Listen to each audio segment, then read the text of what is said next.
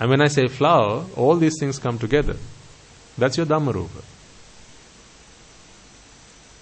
Right? So Rupa, Vedana.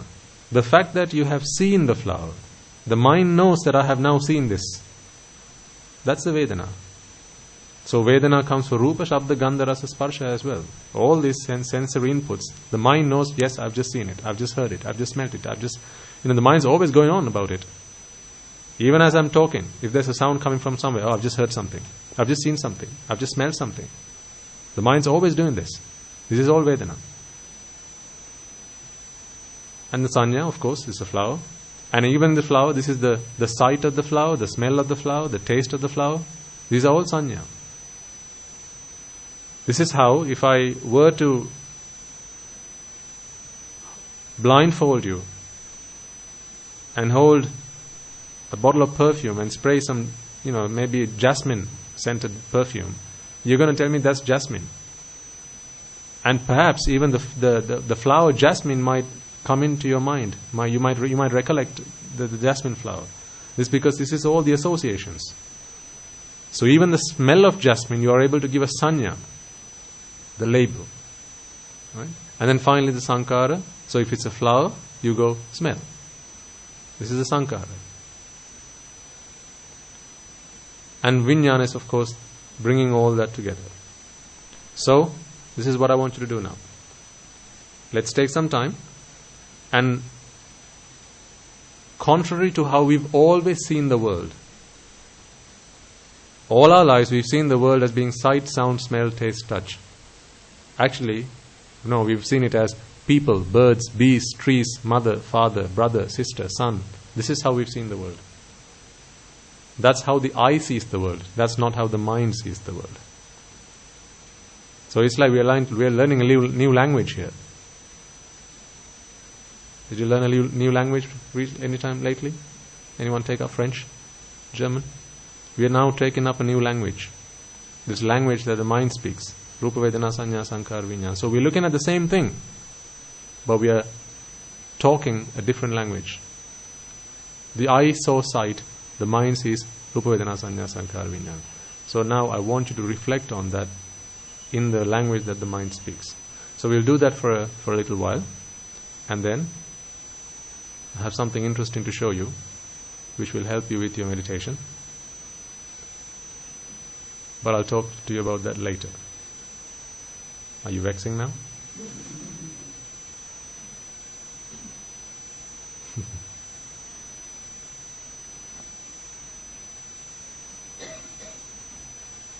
It's a very rare video.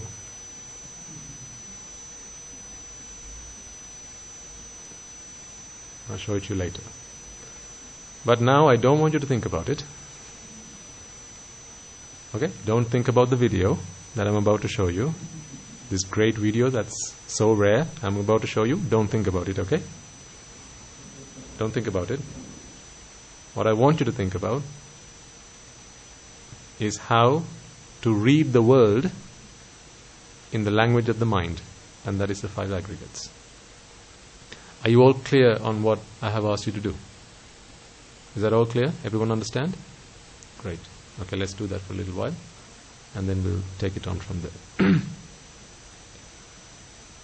Namo tassa bhagavato arahato samma sambuddhassa.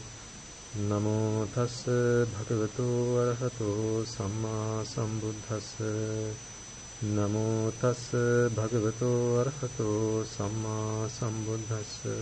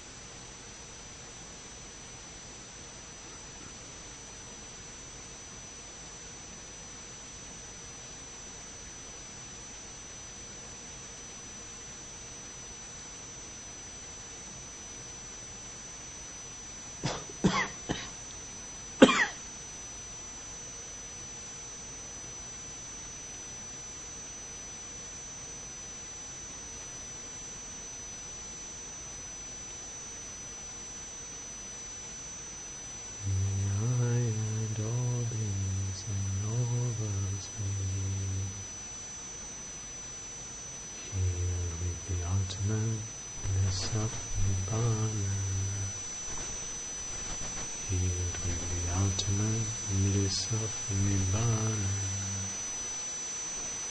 Healed with the ultimate bliss of Nibbana. May I and all beings in all worlds be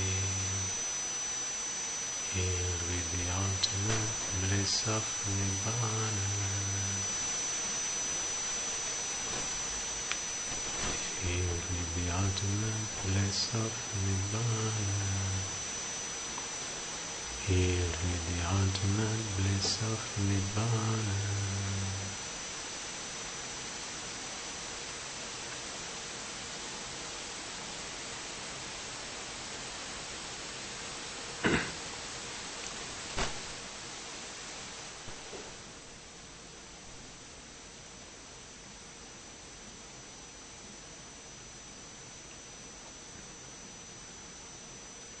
You can open your eyes now. Or should I say you can wake up now?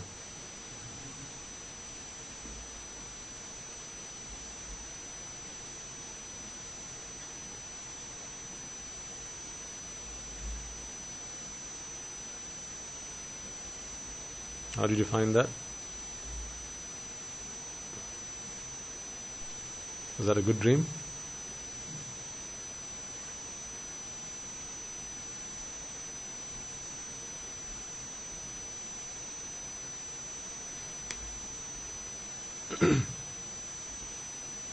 For some of you, it might have been the first time in your life you sat down for 45 minutes to focus on one thing with your eyes closed.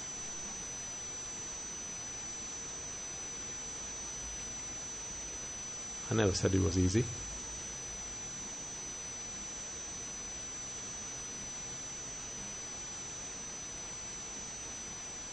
I think except for a handful of you, the vast majority fell foul of the first rule.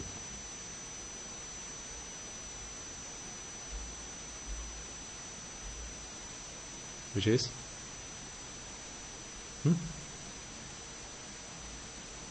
Not falling asleep. Letting yourself fall asleep.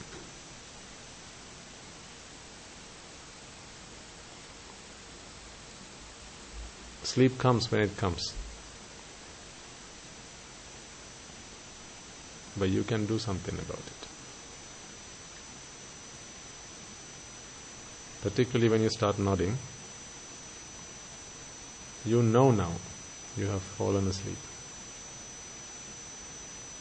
The first nod can be excused because you didn't see it coming. But the second one, you didn't do anything about it. As with all things, sleep is also the result of causes. When the causes are in its favor, there's no one that can stop the result from manifesting. Sleep is much the same. Have you never fallen asleep in a bus? Have you never fallen asleep standing in a bus? I have. My knees used to bend, and sometimes they would knock the guy in front of me. And then they would shout at me for that. But then, when that happened, there was hardly anything I could do because I was so sleepy, so tired, exhausted. But that was in a bus because I couldn't move about, I couldn't go and wash my face, I couldn't do things about it. So that's what I'm saying. I have nothing against people falling asleep, but I do have a bone to pick with you if you're not doing anything about it.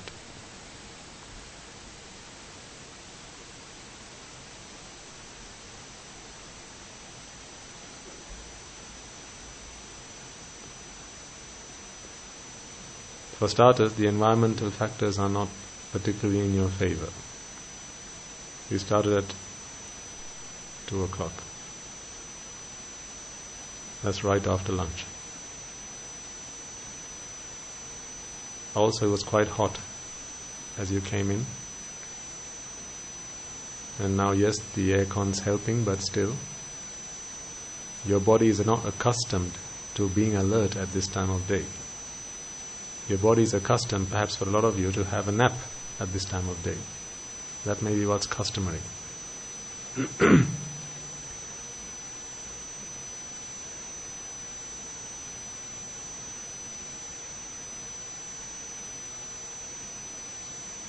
But these are all excuses.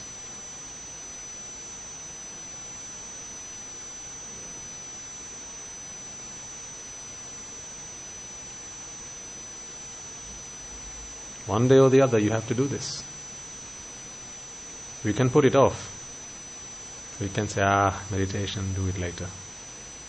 Yeah, but that later has to become today, someday. That later has to become now, someday. Whether you want to do it now, or in 100 years' time, or in 100 births' time, it's going to have to happen. So postponing is not the answer.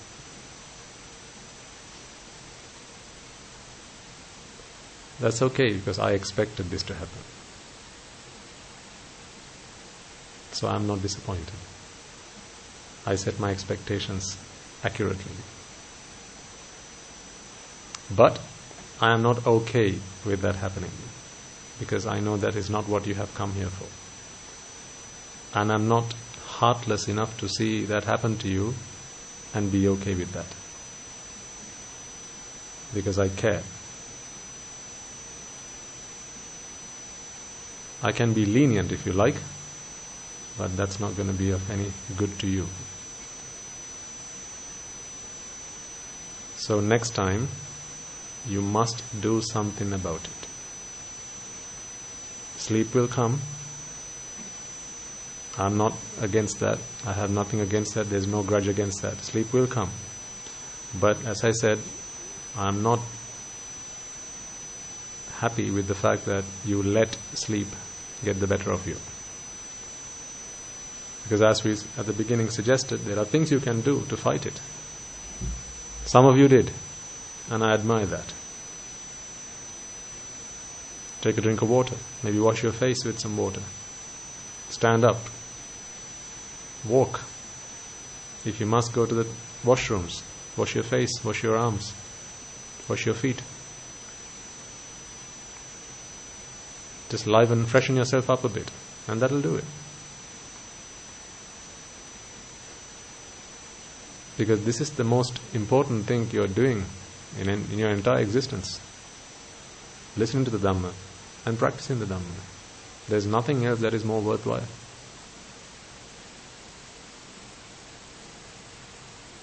There will be a lot of you who will have done so much to fight sleep when it was your exams on the line. For your studies, staying up late, with every muscle, with every bit of energy you could muster, you tried to keep awake to study for your exams. But this is a bigger exam. This is the exam that matters at the end of all of it. Because after everything said and done, the only test paper you're going to answer is, are you a Sotapanna? Are you a Sakradagami? Are you an Anagami? Are you an Arahant? At that point, it does not matter what other qualifications you have to your name. So you must endure. Be resilient. Remember, this is Mara. This is one face of Mara. Sleep, the Buddha said, is Mara playing games with you. Because when you fall asleep, of course, you're not doing any bad karma. You're not doing any good karma, but your life is passing by.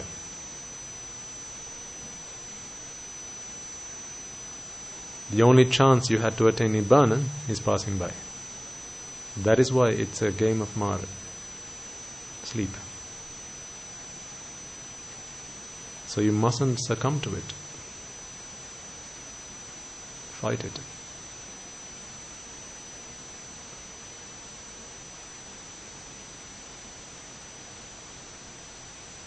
I never said it was easy. For some of you, perhaps you were delighted when we concluded the session and said, right, everyone wake up, open your eyes. That goes to show that you were vexing during the session. Come on, wake up already. Say something. Can I open my eyes now? I wanted to do the initial session for 15 minutes, but then I thought, no. Let me help you understand yourself. How much you're vexing. How much you yearn sense inputs. How much you yearn to see around what's going on around you. To hear something. Because when you've closed your eyes and you're in meditation, it's not something you've done before. The vast majority of you've never done it before. Therefore, it's not going to be fun initially. And I admit, because I was much the same.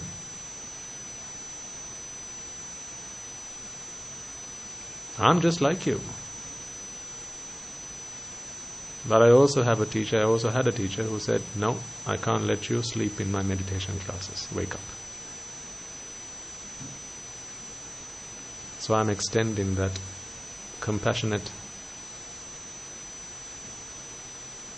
arm of support to you as well. Do you want me to be okay with you falling asleep? Then I won't.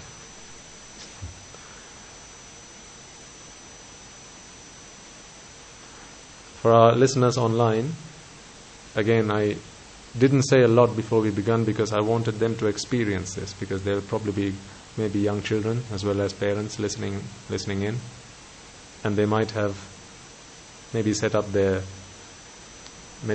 some kind of meditation postures and so on and so forth. Because a lot of the time people have questions, what's the right postures to sit in? That's where everyone has to start. What's the right posture to sit in? What day of the week is the best for meditation? What is the auspicious time for it?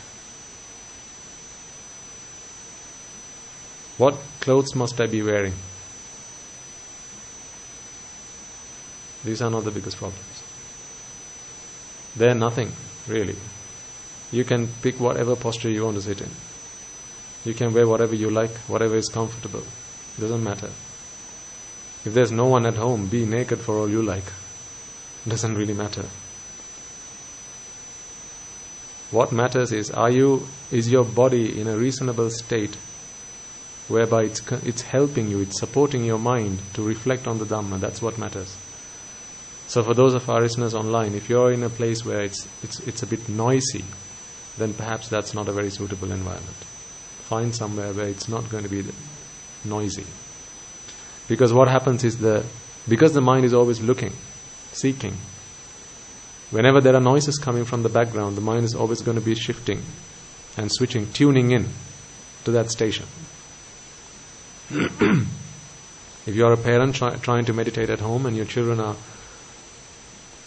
playing about, making noises, then the brain is always, or the mind is always going to be tuning into those noises. If the TV is on, then your mind is always going to be tuning in. You can't stop it. It just happens naturally.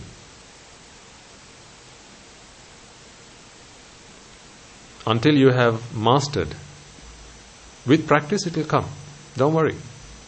With practice you can meditate anywhere. You can meditate in the middle of the train station. You can go into the fourth jhana, for all you like, in the middle of the train station. In the middle of a football stadium, while there's a game on. But that comes with practice. But let's not be hasty. First, we must understand ourselves. Understanding yourself involves, step number 1, realize that sleep is not something that happens to your liking. If it did, none of you would ever have trouble falling asleep when you wanted to. Anyone here who's not had sleepless nights? I've never had a sleepless night. Every time I tried, fell asleep, no problem. Anyone? No, whenever there's something worrying, troubling you, you're going to have a sleepless night. So again, sleep is not something that happens to your liking, is it? No, well then same applies here as well. Now you don't want it, but it's not something that happens to your liking. It's going to come and it's going to come. Because when the factors are conducive towards it, then it's going to manifest. So the only thing we can do is change the factors. Play around with the factors, play around with the causes so that that result does not manifest.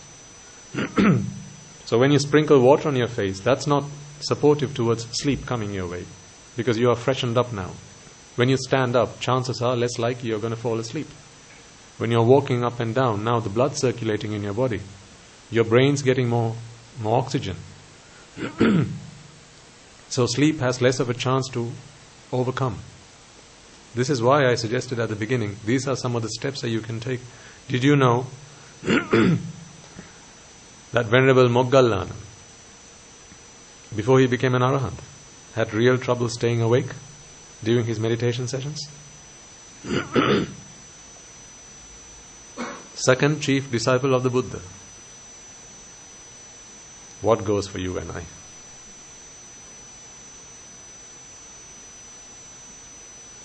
The second chief disciple of the Supreme Buddha. The Buddha had to go to Moggallana, Thero, and advise him and instruct him. Moggallana, what are you doing?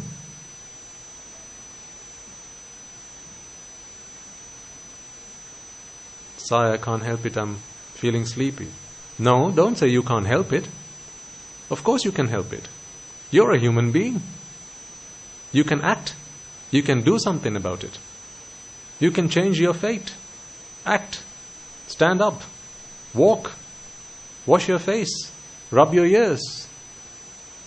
There's an entire discourse in the Tripitaka. One of these days I'll get it for you, so you can believe me. Even the great Moggallana, before he became the great Moggallana, as an Arahant, the second chief disciple of the Buddha, he had trouble with meditation. He kept falling asleep, dozing off. And the Buddha gave instruction, but the difference between him and I, or him and us, is that he followed that instruction. Did you? You're lucky I woke you up 15 minutes ago. By now I would have heard someone snoring, if I'd waited another 15 minutes.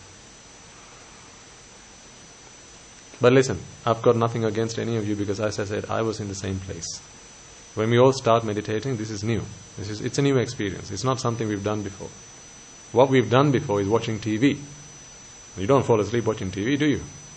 When it's a nice movie, an action movie, thriller, romance, whatever you like, then you don't fall asleep. You never fell asleep playing Cluedo, playing a game. That's not sleepy. Riding a bike, thankfully, you didn't fall asleep. But this is something you've not done before. So it can be sleepy, it can be boring. This can be the most boring thing you've ever done. It can be. And I understand it. One day this is going to be the most exciting thing in your life. And then waking up from meditation is going to be like, oh, must I?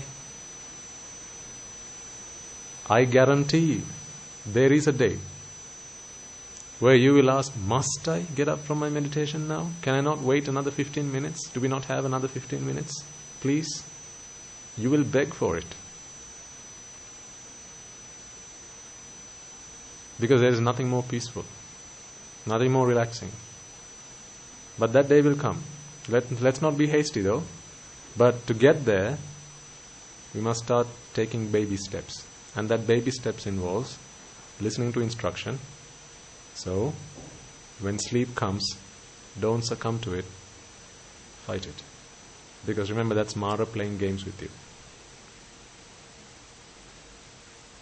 So you won't even feel time passing by.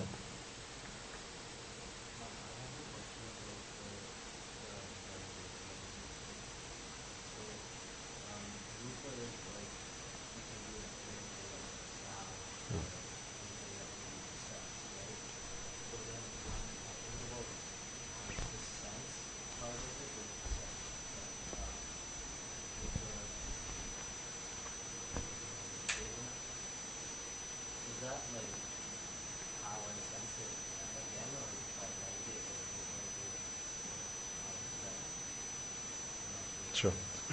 So Vedana is when your mind knows that your senses have just come and delivered.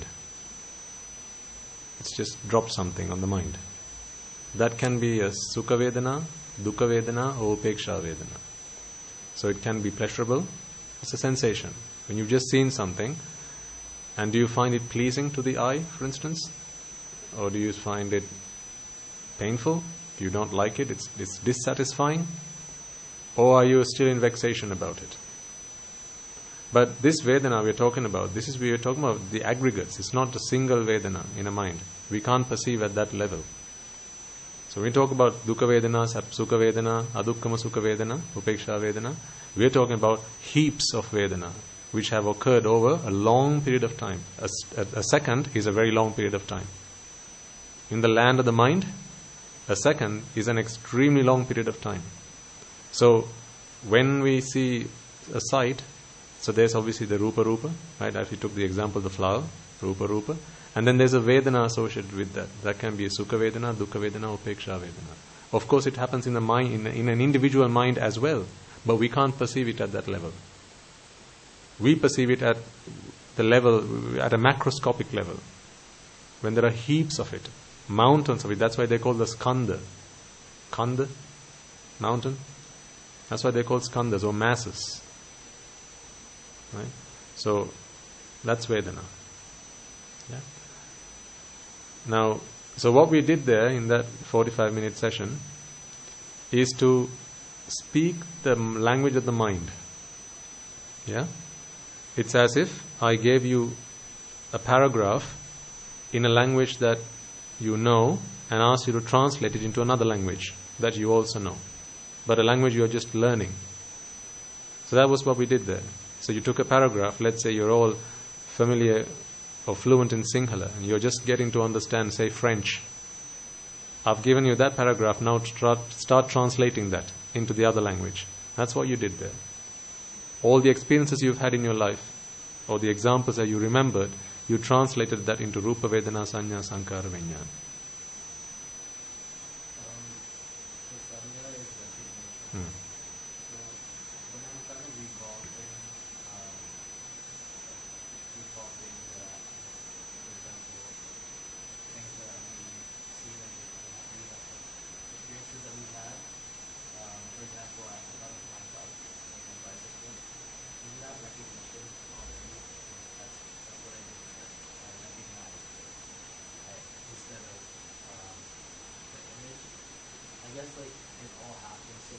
Yeah.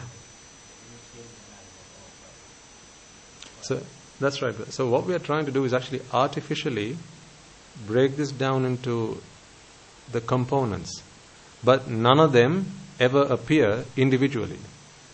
You never have a moment where it's just Rupa and Vedana later, Sanya later, Sankara and Vijnana later. That's not how it happens. They all come together. They arise together and they pass away together. So although we try to simulate this in our minds, that simulation is really not a true reflection of what reality is. But this simulation, this practice helps us to perceive the world and just helps us to understand the world, comprehend the world in terms of how the mind actually perceives it. But that's not how it actually happens. Actually, it all arises together. Rupa, Vedana, Sanya, Sankara, Vijnana, they all arise together and they pass away together. Again arises together and passes away together. That's how it actually happens. What we are trying to do is taking one example, okay, Rupa. What's the Rupa like? What's the Vedana like? What's the Sanya like? What's the Sankara like? What's the Vijnana like? Never happens in the real world like that. But we can't reflect on all five of them at one moment. Right? We wouldn't be able to do that. Therefore, we break it down bit by bit, understanding fully well that that's not how it happens in reality. In reality, they all arise together and they pass away together. Okay. So, here's what we're going to do next. Apart from trying to not fall asleep, okay, what we're trying to do now, what we're going to be doing next is, having reflected on the world as being Rupa, Vedana, Sanya, Sankara, Vijnana, we all understand and know now that the reason we talk about Rupa, Vedana, Sanya, Sankara, Vijnana is because it's the mind's language. If I were talking about a bottle, I wouldn't be talking about Rupa Vedana Sanya Sankara Vijnana. What's the relationship between the bottle and the mic? I wouldn't be talking about Rupa Vedana Sanya Sankara Vijnana. Because this doesn't have a mind, this doesn't have a mind, so they don't have, they may be communicating in some way, I don't know. Probably the bottle's talking to the mic. Hey, how you doing? Are you having a good day? I don't know. Can we say they're not? We just don't know. Trees may be talking with each other. We don't know. The reason we talk about Rupa Vedana Sanya Sankara Vijnana is because that's how our mind understands everything in the world. Right? So this is how our mind, this is the language our mind speaks. Now, the nature of our mind is that it arises and passes away. Why does it arise? Because conditions. When the conditions are conducive to its arising, it arises. And when those conditions prevail, then the mind lasts for that duration of time. And when the conditions cease to exist, the mind will pass away. Now that's the mind arising and passing away, and this is obviously a model. This is not the real mind. That's how it works. This is a model, and I'm pointing out with my finger. And Rupa Vedana Sanya Sankara Vijnana come and take seat in the mind. So with the mind they arise, with the mind they pass away. With the mind they arise again, and with the mind it passes away. Like those wheels in carnivals. What do you call them? Ferry wheels. Like a ferry wheel. So when you're sat on a ferry wheel, and if the ferry wheel's going up, if you're sat on it, can you go down? If it's going clockwise, can you go anti-clockwise? No, because you're the passenger in the vehicle, and the vehicle's going forward, so you've got no choice but to go forward. So likewise, when Rupa Vedana Sanya Sankara Vijnana are the passengers in this vehicle, then as it arises, you have no choice. They have no choice but to arise. And when it passes away, now again, Rupa Vedana Sanya Sankara Vijnana have no choice but to pass away. It's not like they've got anything against you. They're not like, oh, let's vex this guy, so let's pass away. They've got nothing against you. It's the fact you've got a mind that rises and passes away. It's your fault. It's our problem, because we have a mind that arises and passes away with conditions. Right? Therefore, Rupa Vedana Sanya Sankara Vijnana, they have got nothing, they're helpless. They arise when the mind arises, they pass away when the mind passes away. So that's okay, because even in an Arahant, that's what happens. But we have a problem with that. The problem we have is what? What's the problem we have? Attachment. Because our minds are attached to Rupa Vedana Sanya Sankara Vijnana. The only language that the mind speaks, these words, these ideas, whatever the mind can perceive, the mind is attached to. Now there's a problem. Because when something passes away and you're still attached to it, that leaves you in suffering. Really simple example would be someone in your family passed away. While you still liked them, loved them, were attached to them, how did you feel? Someone you didn't like, someone you weren't attached to particularly, someone you didn't even know of, passed away. Couldn't care less, right? That's how an Arahant is. Couldn't care less. He couldn't care less about Rupa Vedana Sanya Sankara Vijnana passing away.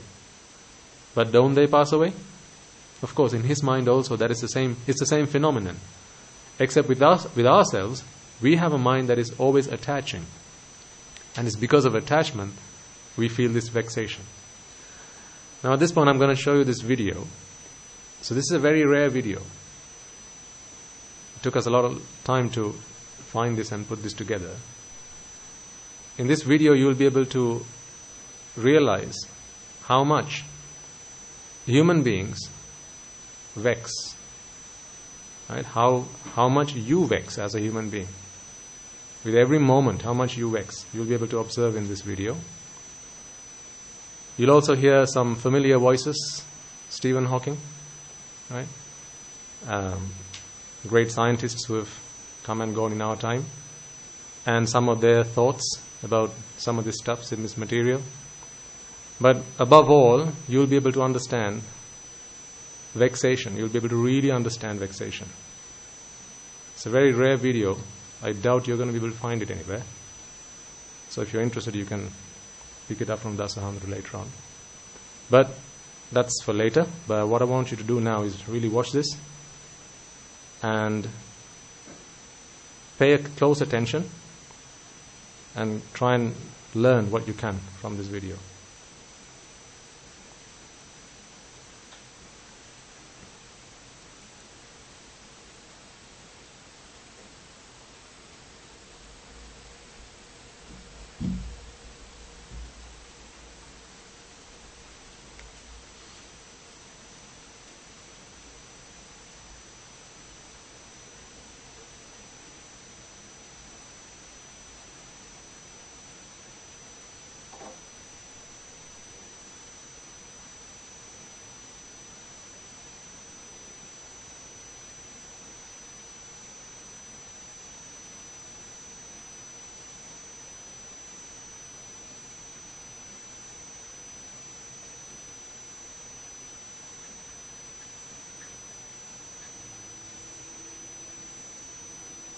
Here we are on a planet which is about 5,000 million years old.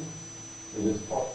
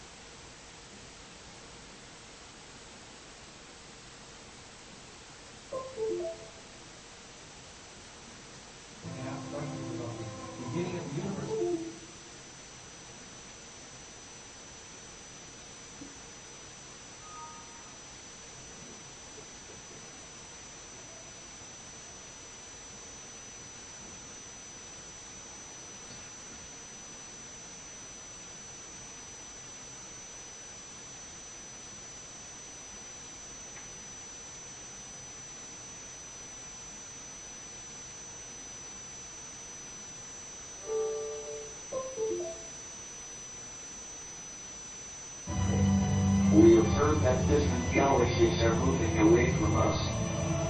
This means that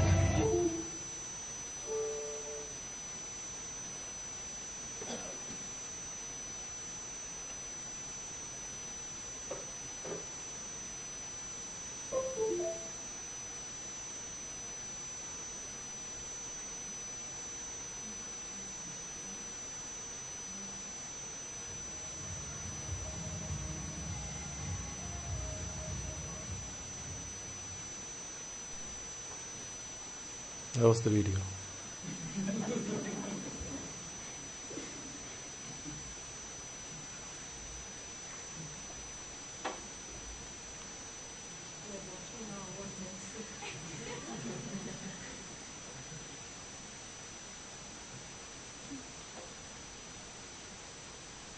I have just proved to you that you vex like hell. Gotcha.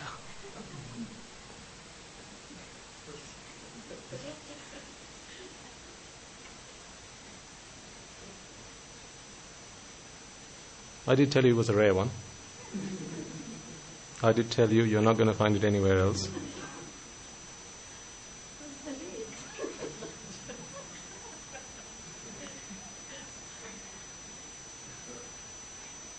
I did tell you it's going to be a great video and you're going to be able to understand how humankind are always vexing.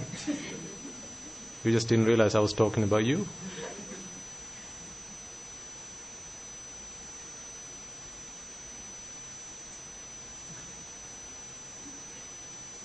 We should have played that on the 1st of April.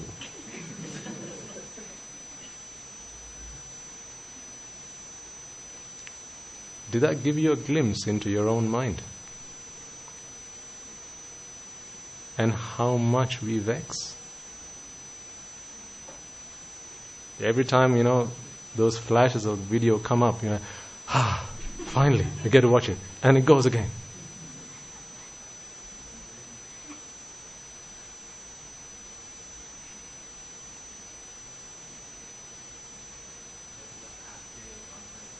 Yeah. That was all recorded. There's nothing wrong with the laptop. So I don't know why you were staring at Dasahandru. I said, let's watch a video. Why are you watching him? It's not like he's that good looking either.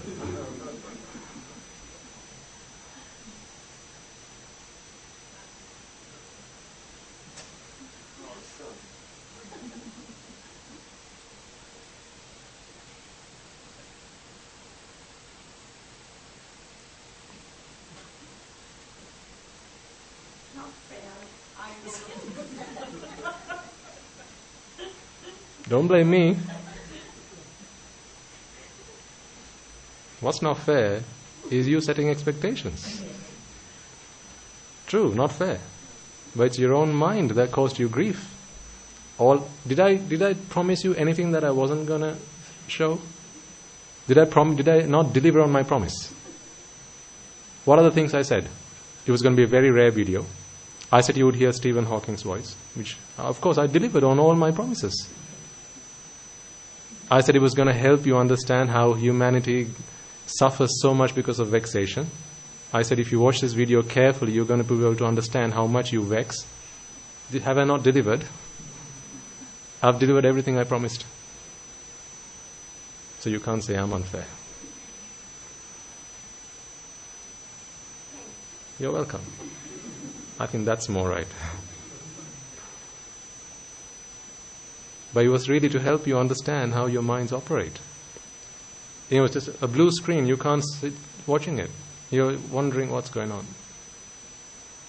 Why? Because your mind is always looking, you've already formulated something in your mind. You've already set an expectation. This is what I want to watch. When I said Stephen Hawking, when I said it was a rare video, great video, you're saying, this has to be something groundbreaking, news material stuff, something really exciting. You've already set that expectation. Ultimately, you've set an expectation on Rupa Vedana Sanya Sankara Vijnana. Now you're waiting for that to come your way, and you're watching this, but it's not coming. And when it did come, it passed away immediately. Because there were flashes where you did actually see proper video material, right? But then it passed away. How did that make you feel? Also, how did it make you feel when you actually got to see some of the video? Did you not feel excited? Yes, we actually get to see something now. This is how the mind is constantly. That was only 2.5 minutes long. 2.5 minutes of footage can vex you so much. Now, when you understand and you know that with every passing moment, your mind is arising and passing away. Because this is actually the outside Rupa, the outside world arising and passing away. But this is actually happening on the inside.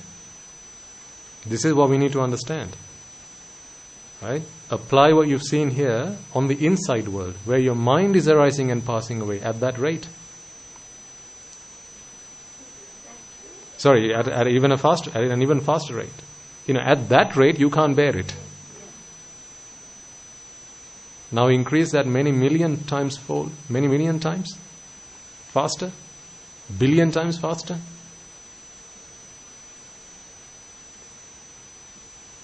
All because of attachment.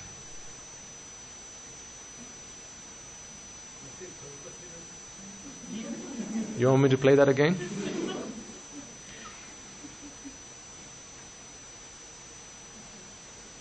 I was meditating one day, it was an idea that came to mind. What if? And then I thought, that's very mean. Then I thought, we should do this. So then I got Dhammaji to produce that video for me last night. And here's the output. But hopefully it helped you to really understand how your minds work. Dasahandra was just acting. Oh, he is, isn't he? He's wasted as a monk.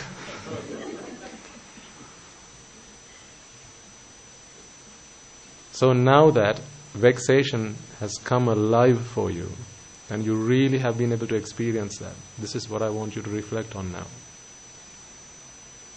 So for the next part of our meditation session, this session we are going to do now.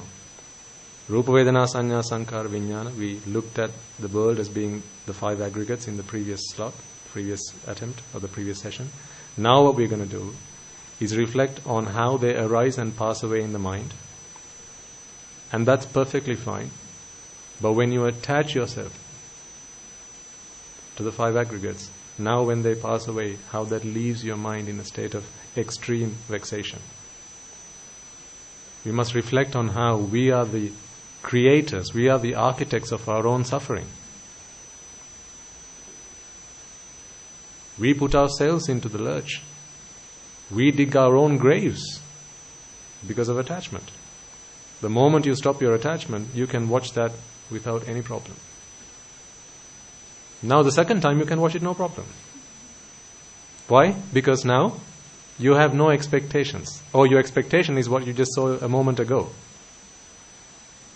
If you watch it a second time, so this video you actually can't watch a second time. It's not going to give you the same effect. Because now you know what to expect. So that you will expect. It's not that you have no expectations. Now this is what you will expect. So therefore, you'll be fine with that. Constantly building expectations, then waiting for the expectation to materialize, and then once it passes away, your expectations are shattered. You're left with vexation. We put ourselves into this situation.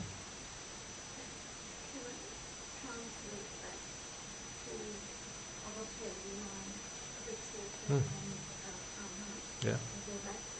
Yeah. So, if I see the second time,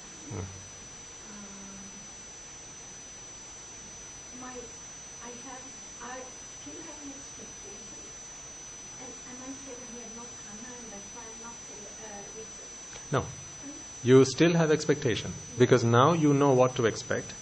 So you're now expecting that. So the video with its blue screens and the short seconds of video footage, this is what you're expecting now. So now you're waiting. So if I were to play that video a second time, that is what you're expecting. So if something else is shown to you, then you're going, that's not what I saw the first time. If you change the video again there's going to be conflict. But if it does show what came across right now, what's the difference? That's where the difference is. Right. So if you see now, so if we play that a second time, and you are now seeing what you are now expecting, that's going to bring you ashwada. That is going to bring you pleasure. But with that pleasure there, we're talking about at a very grand level. Because if you actually boil it down to every chitta, it's still again, the mind just wants Rupa Vedana Sanya Sankara Vijnana. Because even though you know what to expect now we're talking about a 2.5 minute video. But if you take one individual chitta, one thought, one mind moment, still all it needs is Rupa Vedana Sanya Sankara Vijnana, and that's passing away. Yeah, absolutely. And it's still vexing. So really, even if I showed you a second time, you're still going to be vexing. At the macro level, you may not be, because you know what to expect. But at the micro level, when you take one chitta, of course you're vexing. Why? Because you still want Rupa Vedana Sanya Sankara Vijnana. And that is passing away with every thought. Did you understand that? With every thought, that's passing away. So we're talking about two different things here, from two angles. One is the movie, or the video clip. First, you didn't know what to expect. But you had an expectation based on what I said. See, this is what I gave you drushti. I was responsible for giving you the drushti, and then in your mind, you thought of it as being pleasurable and joyful and essence-full. Ashwadai sapai sarai. Because that was the drushti I gave you, right? It's a great video, you must watch it. Right? So with all that, you're taking on this view that this is a must-watch video clip. And even I said, if you want, you can collect it from Dasahandru after on. Right? So with all those words, you've created this fantasy world in your mind. Now that you expect, but that's at a really grand level. If you take it down to the microscopic level, with every chitta, that's still all the chitta wants is Rupa Vedana Sanya Sankara Vijnana, and that's passing away regardless. Even if you now watch the video a second time or a third time or even the 100th time, you're still vexing. Why? Because the mind just wants Rupa Vedana Sanya Sankara Vijnana. Whether it's seen it before or not is irrespective.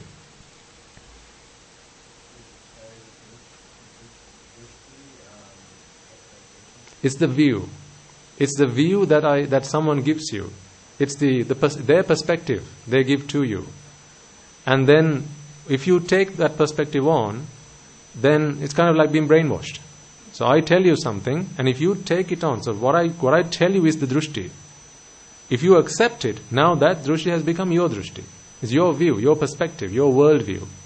And then you accept it and you think, okay, now that is how the world is to be. You base your worldview on that. Yes. Absolutely.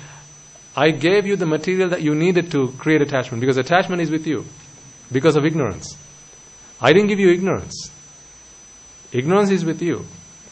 Because you're ignorant, I can delude you. Right? Because you're ignorant, I can delude you by saying all sorts of things. If you weren't ignorant, if you didn't have avidya, then no matter what I say, yes, I couldn't have influenced you. Then you could have watched that, no problem. If there were an actual video clip 2.5 minutes long, so what? You would still have taken something from it. But even if it was just a blue screen throughout the video, you'd be okay with that. Of course, you might ask me later on, was there a problem, a technical problem? Was there a technical problem? If let's say you were an arahant, you might come and ask me, Swaminatha, was there a technical problem? I say, no, that was the video. Okay. Internally, there's absolutely no vexation.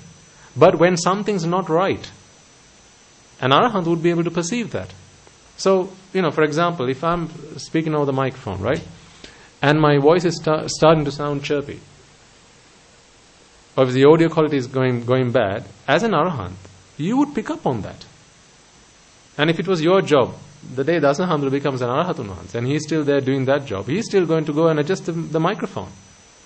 Because something's not right. But that's not to say he's vexing inside, internally. Without vexation, he's able to fix the problem.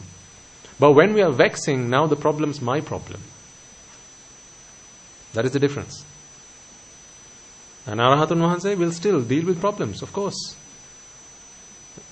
I think I told you last time when the Buddha... no, you weren't there.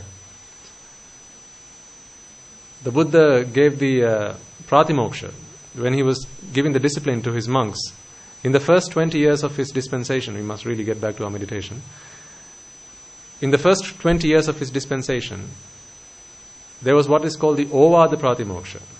So that was just advice, very brief advice.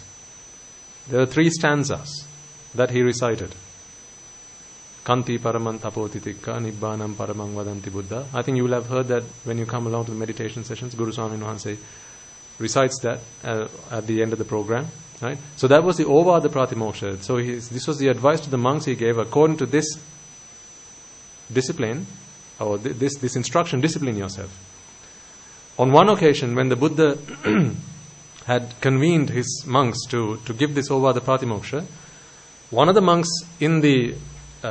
so all the high ordained monks, before they go along to this convention, they have to confess. So we have what we call the Avat Desima. High ordained monks with, every so often they go through this process. It's like a confession. It's like when you go to the church, right? You have a confession box and you confess. Similarly, in Buddhist tradition, for Buddhist monks, there's such a practice.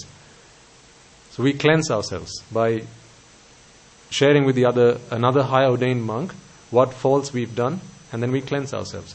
So practice is that when the Buddha comes to give the Ovada Pratimoksha, every monk in there has to have confessed their wrongdoings before having come and taken seat. But there was one monk on this one particular day who had not done so. So he was not clean. He had not cleansed himself by doing the confession. Now, of course, everyone's waiting for the Buddha to start giving the instruction, but the Buddha remains silent. So he comes along for the afternoon and he's silent. He's just waiting. So everyone's wondering what's going on. And then it's evening. He's not saying a word. It's night, not saying a word. It's the following morning. Everyone's just sat waiting for the Buddha to start giving instruction, but he's not saying a word. Because of course, there's nothing you can hide from the Buddha. So he knows when someone's not done what they ought to have done. And then finally someone asks, Venerable Sir, why is it you are not preaching the instruction? And he says, because there's one among you who has not done their confessions before coming along. And then the Buddha points out, it's that person over there. So this monk, he resists. He says, no, I'm not. I don't want to leave. I'm clean, I'm pure, I don't want to leave. But the Buddha says, no, I'm not going to start until you have left. So on 3 occasions, I think the Buddha asks this person to leave gracefully, but he doesn't. So what the great elder Moggallana, who was an arahant at the time, does, he stands up, goes and holds the monk by his neck and pulls him out of the audience and says, don't you ever come back here again.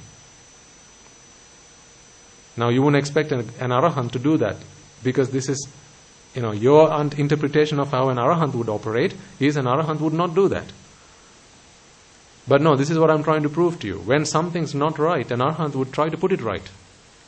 Not because they're vexing, because that is what, there's a right and a wrong. There's what has to happen. There's the right way to do something. And an arahant would do what he can, what is acceptable, in order to make the system operate properly. So on that occasion, that is what he did. Did he acquire any bad merits bad karma by doing that? Because there was no vexation. Did he earn any good merits by doing that? No, neither. So this is why I say there's right and wrong, but right and wrong is not, compared to Nibbana, there's no right and wrong. Compared to social customs and how we live and operate, there's right and wrong. Decorum. The things we do and the things that we don't do. The done things and the not done things. Right? For example, if you're yawning in the middle of an audience, you cover your mouth. If you cough, you cover your mouth, or maybe take a handkerchief. Is that a good karma or a bad karma? Neither. But that's decorum. It's just how we operate in society. Good manners. So these things, even an arahant would abide by. So an arahant would clean his quarters and keep it clean and tidy. Wash his robes. Shave. Is that good karma or bad karma? Neither. But that's how you have to operate. So in that video, when there were instances where it seemed like the setup was not working, the configuration was erroneous, even an arahant might, if it were his job to address it, he might go up and fix it. But you can't give me that excuse, because it's not your job to fix it. It's your job to watch this. It's Dasahamru's job to fix it. It wasn't your job either to observe if Dasahamru is going to fix it. Which is what most of you were doing. Looking at him, looking at the screen. Looking at him, looking at the screen. Looking at him, then looking at the screen again. I said watch the video, not Dasahamru. So you didn't follow my instruction. Right. So here's what we're going to do now. For the next portion of this session, what I want you to reflect on is, now having reflected on Rupa Vedana Sanya Sankara Vijnana, and that is how we read the world out there, I want you to reflect on how Rupa Vedana Sanya Sankara Vijnana arises in the mind and passes away along with the mind. And that is okay. And the fact that it's okay, that's how it happens. But because of attachment, when the Rupa Vedana Sanya Sankara Vijnana passes away, we are left with vexation.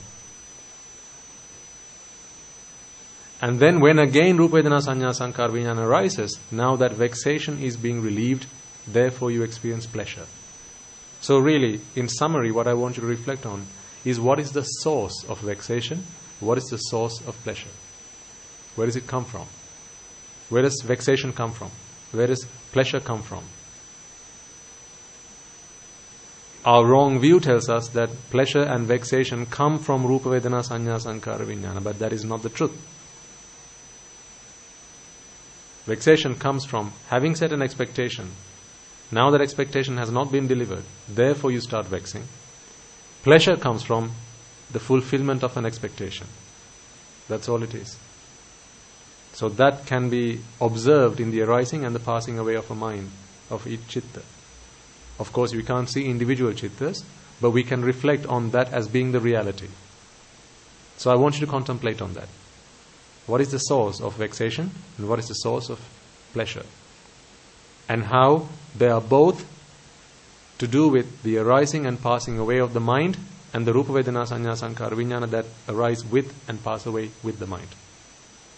Is that clear to everyone? Is that clear to everyone? Good. So let's do that for a few minutes and then we'll do the merit transfer and we'll have to call it a day because we've only got another half an hour left. Time flies. So please be honest to yourselves. Don't let sleep get the better of you. Don't make the same mistake twice. Yeah? Okay.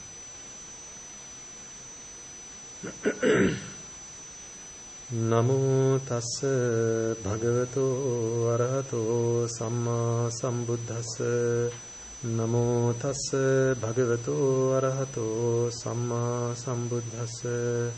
Namo tassa bhagavato arahato samma sambuddhassa.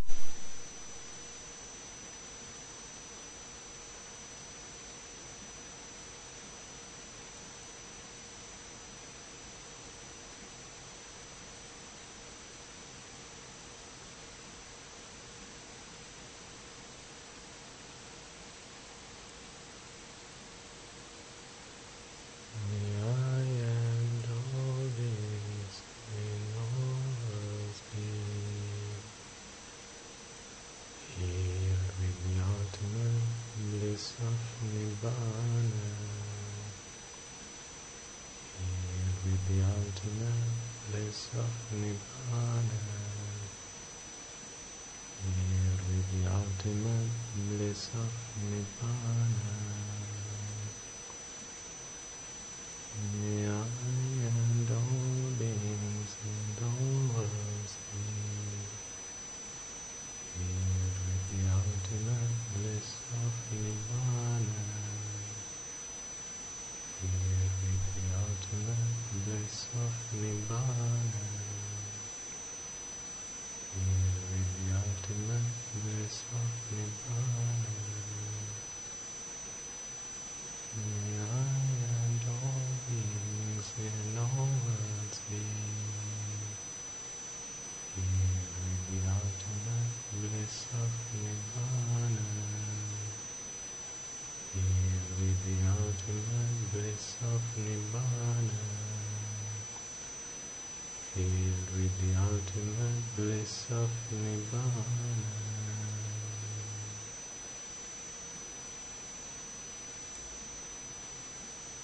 Okay.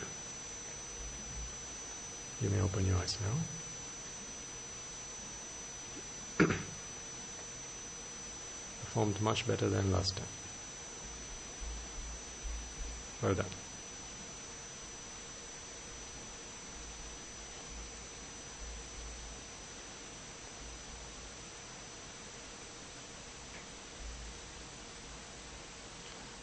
Let's do a quick recap before we conclude then. So first off,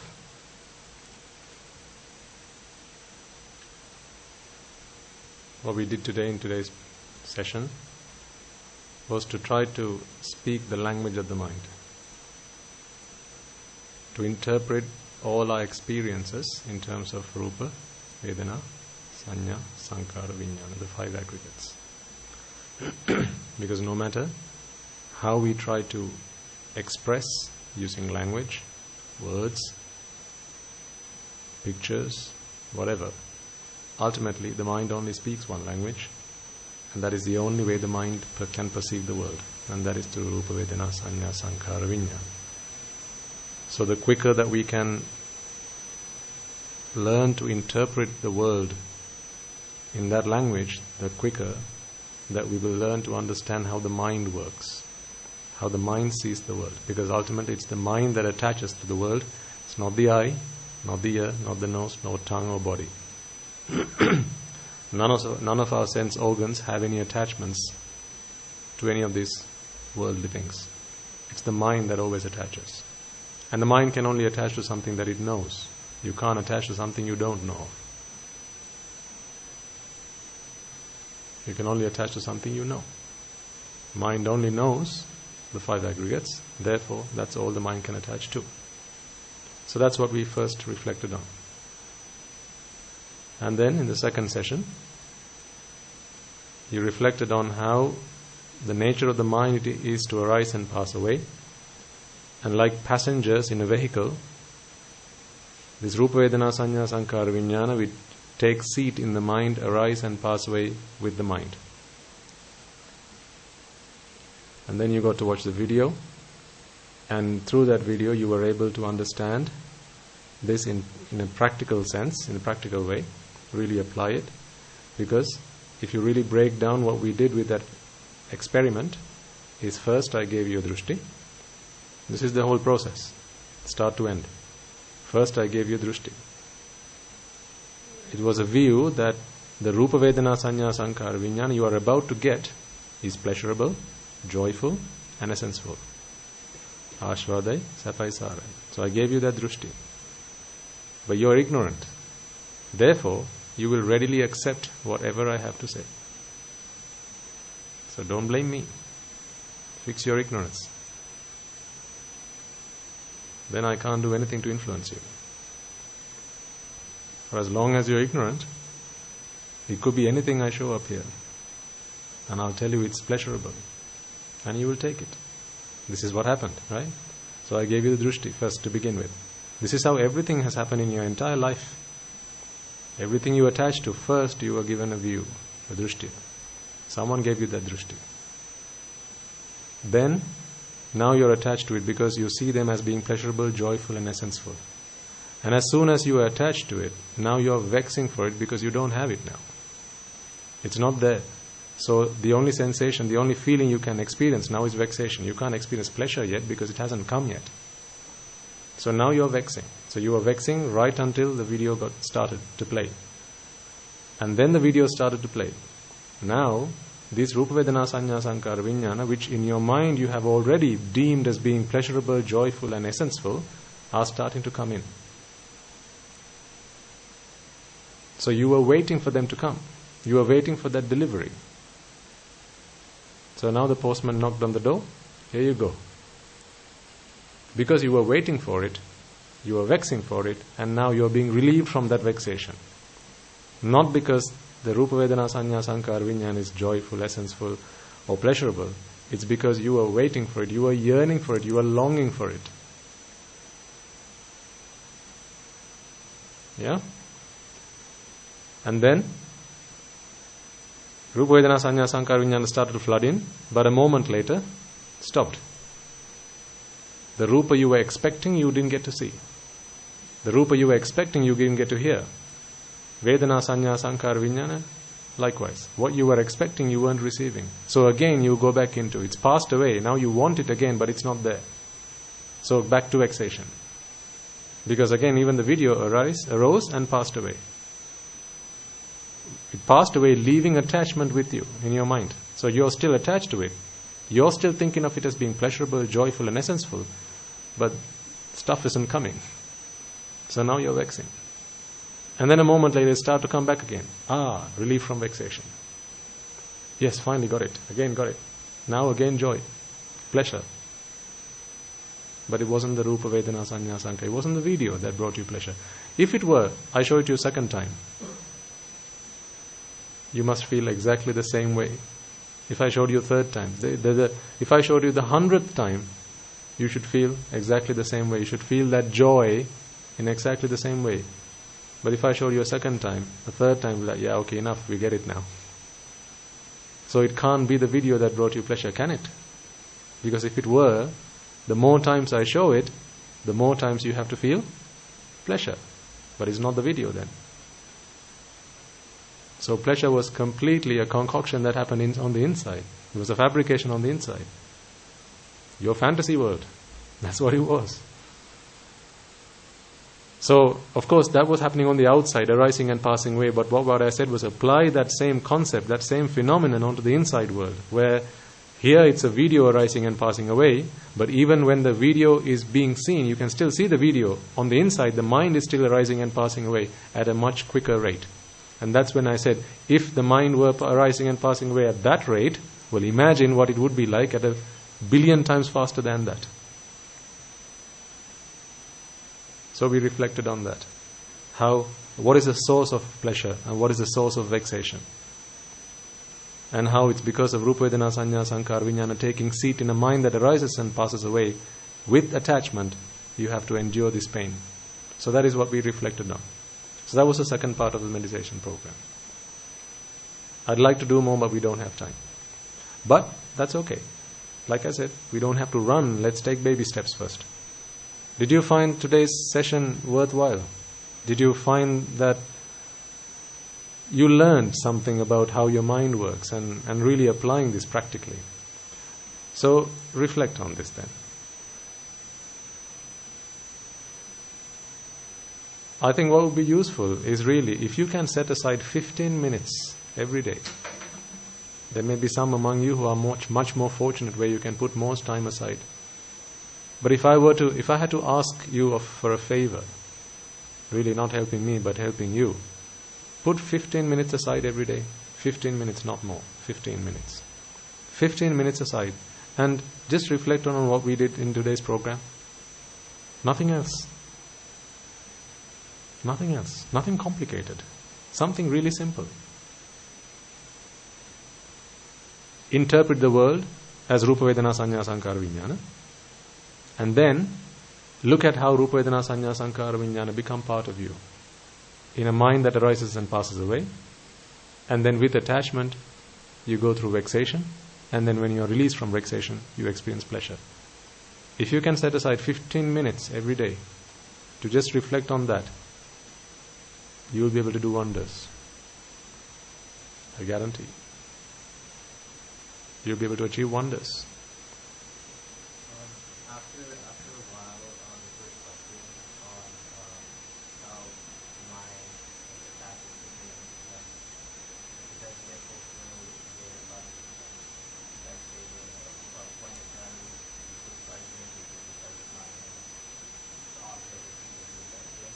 After a while of doing that, my mind became like very still. Mm-hmm. Instead of like, oh, this is all this sound. I was like, I think that was probably the first time I ever felt like that amount of concentration. Just Fantastic. Well done. Success stories. And you thought you'd never be able to do it. That's what you first said when you first met me. Because when your mind realizes, ultimately all that needs to happen is your mind has to realize this. When the mind begins to accept that no matter what I look at, what I listen to, what I turn my senses around to, ultimately all I receive is Rupa Vedana Sanya Sankara Vijnana, which I have to receive in a basket that arises and passes away. And what is the point? What is the point then? This is why Guru Swaminatha says, take a bit of chocolate and wrap it around your tongue, put a sellotape over it, but still it rises and passes away. So what's the point then? For as long as you're attached to it, there's going to be non-stop vexation. So when your mind begins to realize that, then the mind's going to stop looking for all these sense impressions. It's going to stop looking for stuff, and it's going to be content. See, real contentment comes from this. Contentment is bliss. Real contentment comes from realizing that there's no point in going after all this stuff. That's when you become content, not by forcing yourself to be content. Forcing yourself to be content is not bliss. You want to watch TV, I'm not going to watch TV. I'm just not going to watch TV. You think that's bliss? Someone serves you chocolate cake. You've eaten, you say, no, I'm going to be content. I've had my dinner, I'm not going to have this chocolate cake. Or maybe just a little bit. That's not bliss. That's burning on the inside. But when you realize there's nothing to be gained, nothing essential to be gained from this, now you will be content. You can't force yourself to be content. That's not contentment. Contentment comes naturally. That is Nibbana.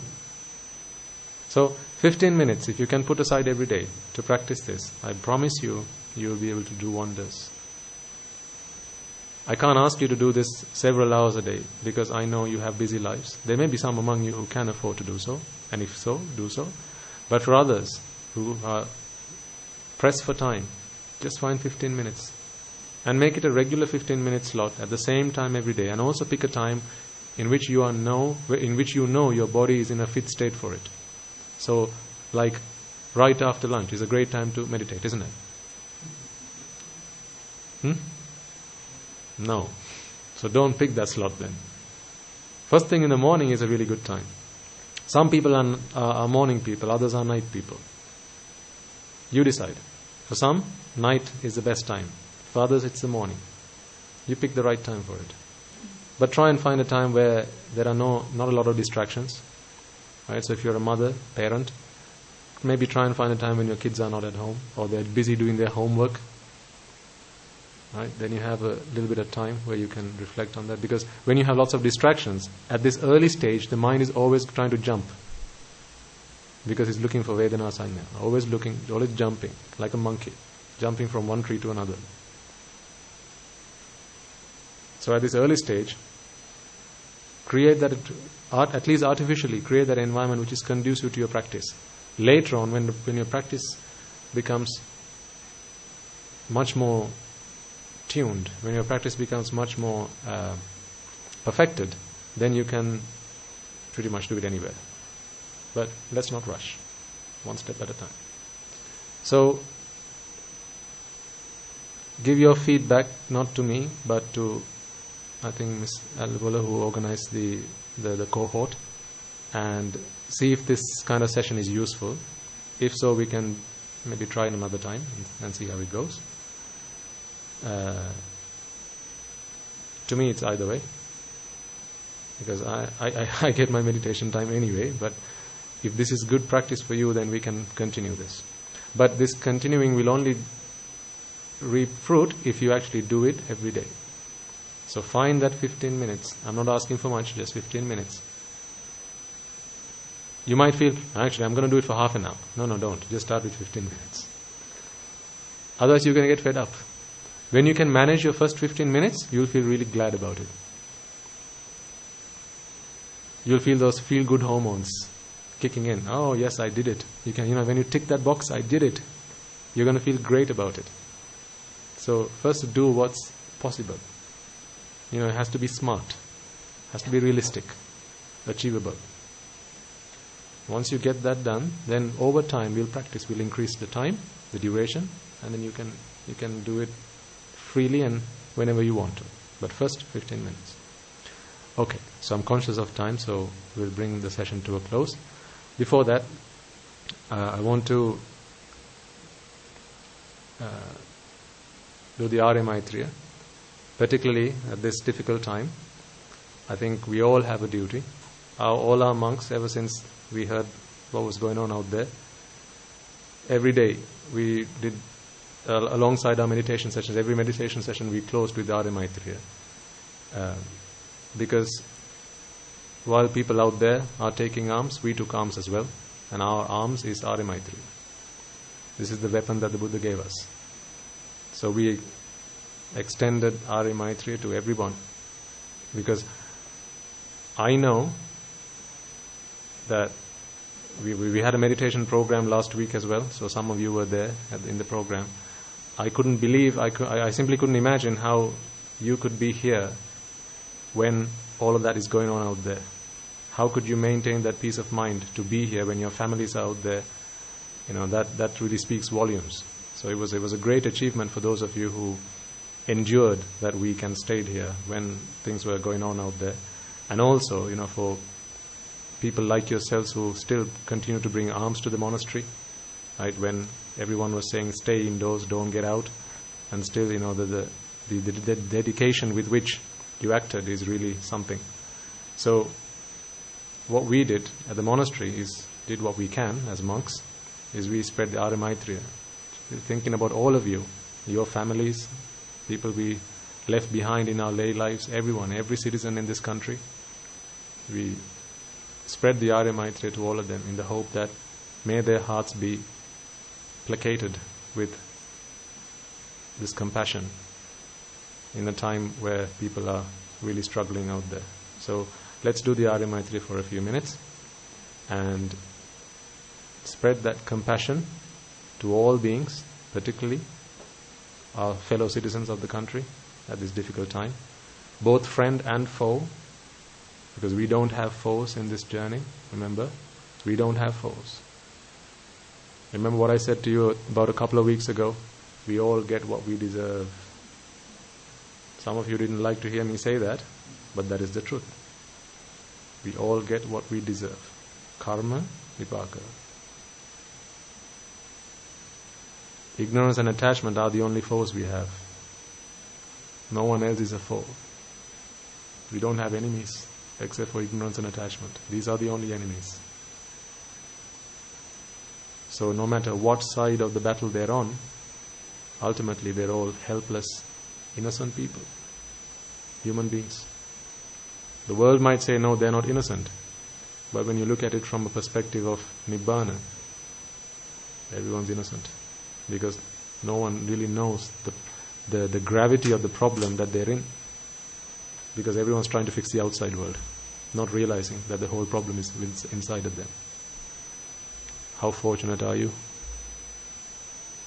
So let's spread that compassion to all sentient beings in the hope that may they be able to uncover this, may they be able to discover this ultimate bliss and experience the bliss of Nibbana that you are able to experience.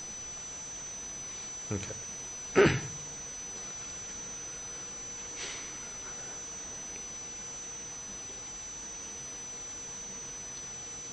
මමද සියලු ලෝක සියලු සත්වයෝ සංසාර දාහයෙන් මිදෙත්වා සංසාර රෝගයෙන් මිදෙත්වා සංසාර ගින්නෙන් මිදෙත්වා සංසාර අඳුරෙන් මිදෙත්වා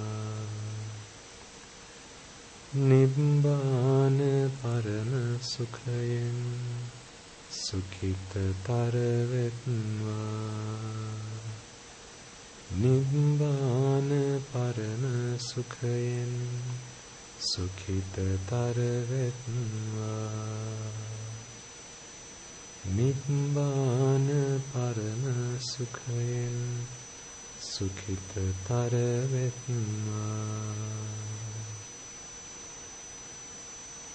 මමද සියලු ලෝක සියලු සත්වයෝ රාග බන්ධනයෙන් මිදෙත්වා ද්වේෂ බන්ධනයෙන් මිදෙත්වා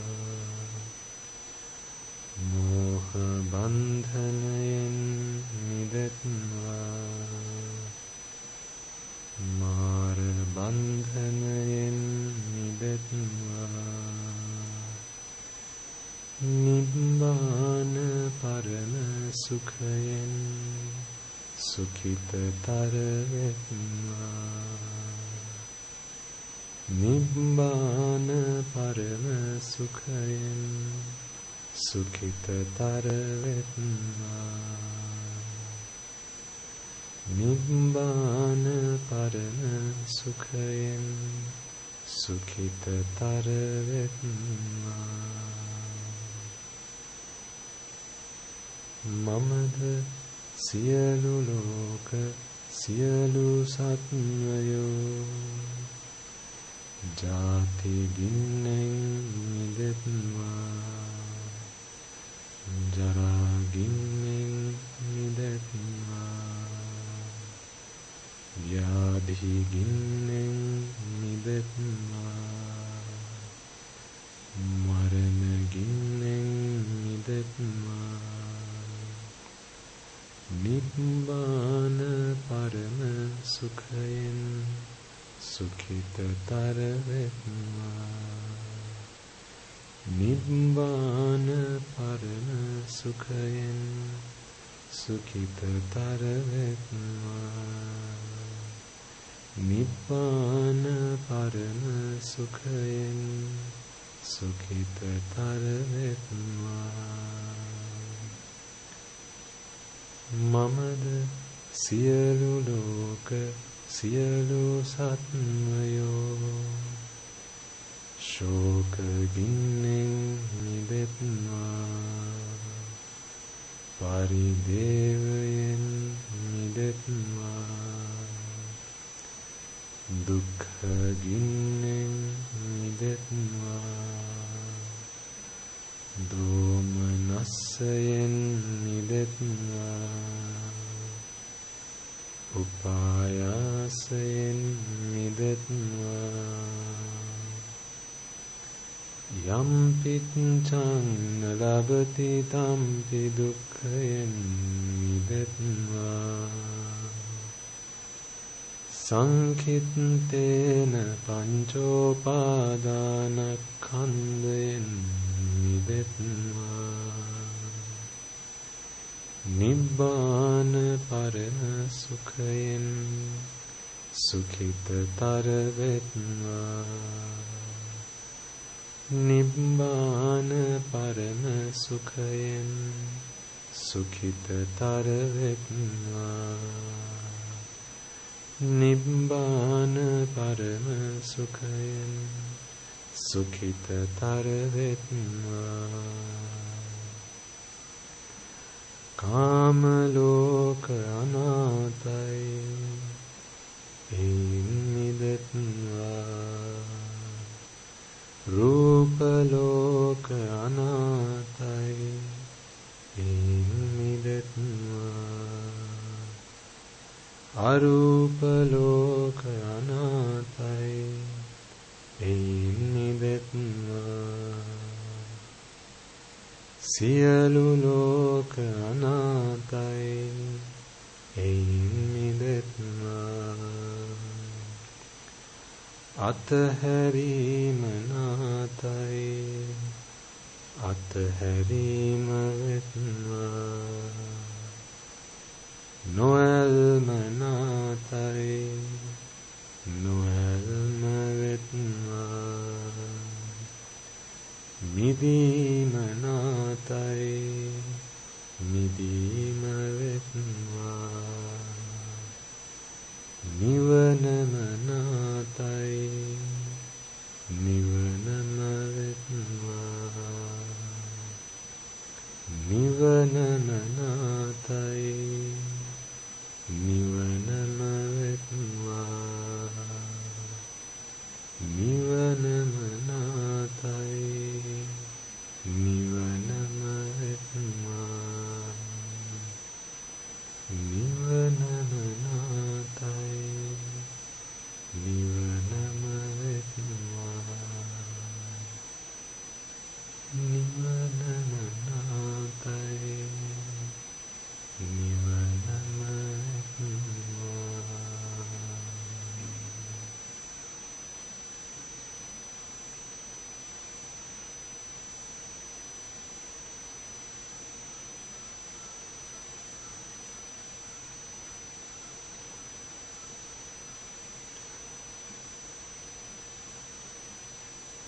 May all men and women, wherever they may be, all our fellow citizens, wherever they may be,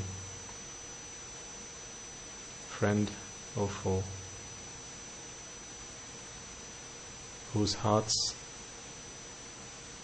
may be burning with hatred, anger, frustration, resentment, aversion, find the bliss of Nibbana. May all their hearts be drenched with this infinite compassion that we have all expounded towards them. May all beings in all worlds attain the supreme bliss of Nibbana.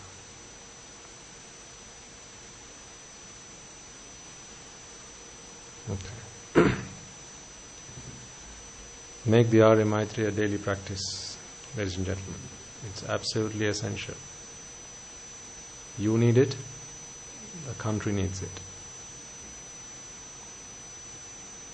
We all have a part to play. This is our part. The way we play it, everyone's a winner. The way others play it, they win and someone else loses. But not in the Arya Vinaya. The way of the Aryans, everyone's a winner. So spread Arya Maitreya every moment you can. When you're on the bus, when you're in your car, driving around, you see people, helpless people, destitute, in despair, with so much anger, sometimes fear, burning on the inside. I can't imagine how people must be living out there. I have the safety of the monastery, but you, sometimes I can't even begin to imagine. Because you're not arahants yet. At least as far as I know. So when you're out there, every step you take outside your home. So spread the Arya Maitri as much as you possibly can. At least you have the gift of Dhamma, but all those people out there, they have no hope. But with every time you spread the Arya Maitri, you would contemplate on that. There's positive energy that you give out, which heals other people's hearts and souls. That is what you and I can do in this difficult time. Not taking weapons. This is our weapon. Our arms is Arya Maitri. So practice it. We all have a part to play. Let's play our part. Okay. So let's transfer our merits and we will conclude the sermon. First and foremost, let us take a moment once again to reflect on the fact that it is because of the supremely enlightened Buddha, the perfect one, the omniscient one, the infinitely compassionate one, that we have the gift of Dhamma today. Let's also take a moment to transfer messages to the Bhikkhu, Bhikkhunis, Upasaka, Upasikas, who since time immemorial, all the way down through the generations, passed on the gift of Dhamma in the form of the Tripitaka, all the way down to us. It is thanks to them that today we have the Tripitaka that we can study, analyze, understand and comprehend to enable us to attain Nibbana. So may they all be able to rejoice in the merits that we have all acquired today. Let us also take a moment to remind ourselves of all the members of the Mahasangha, wherever they may be in this world, as well as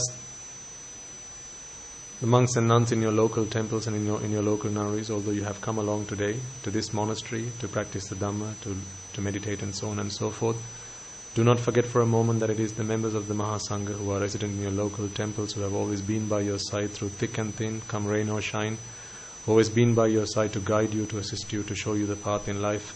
Let us all take a moment to reflect on the service they have all rendered to us, and with that gratitude in heart, let us all transfer merits to them.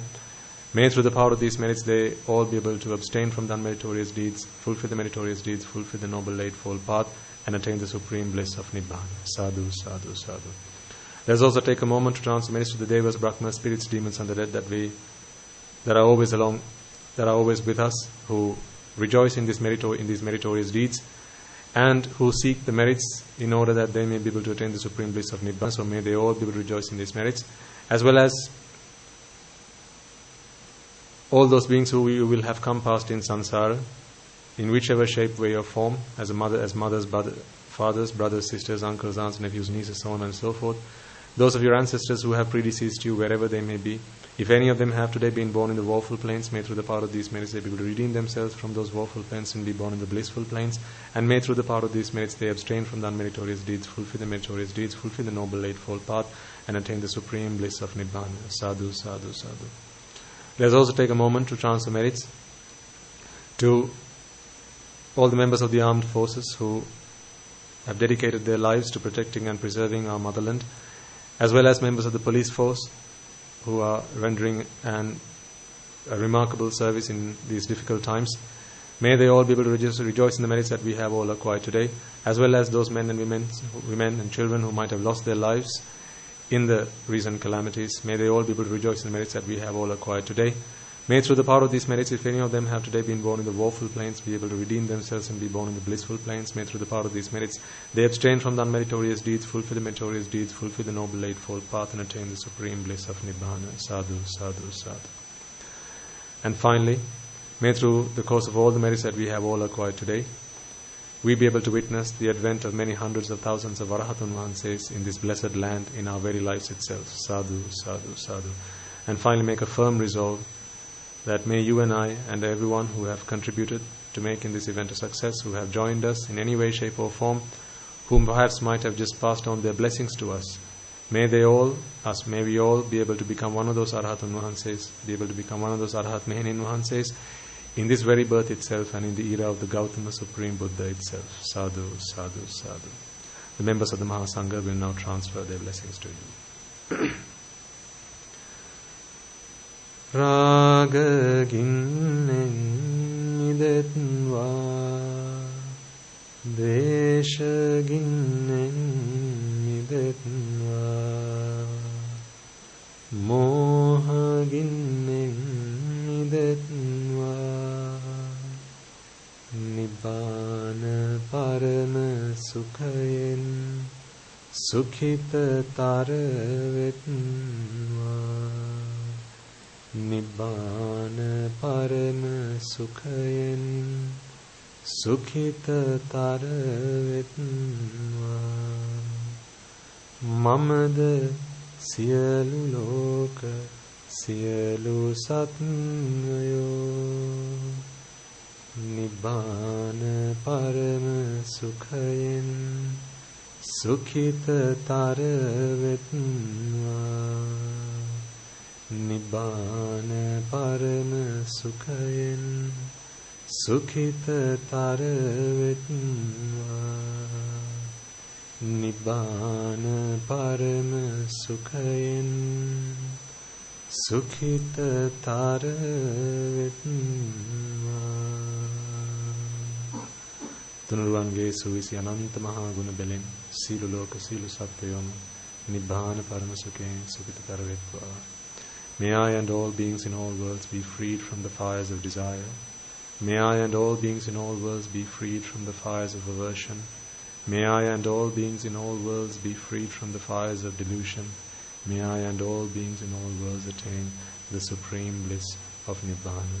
May the Noble Triple Gem be with you all, always. Sadhu, sadhu, sadhu.